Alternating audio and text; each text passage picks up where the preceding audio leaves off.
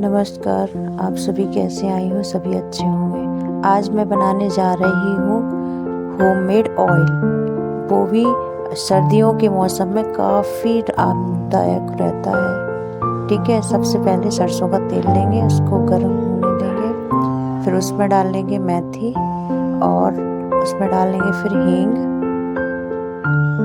उसके बाद डालेंगे अजवाइन, फिर उसको थोड़ा चटकने देंगे, फिर उसमें डालेंगे आधी चम्मच या 2 चुटकी हल्दी, फिर उसके बाद हम डालेंगे उसमें तेज पत्ता, मद्दा कर लेंगे, उसके बाद डाल देंगे उसको, फिर अच्छा चटक जाए, थोड़ा जल सा जाए और फिर उसके बाद ये बनके बिल्कुल रेडी है।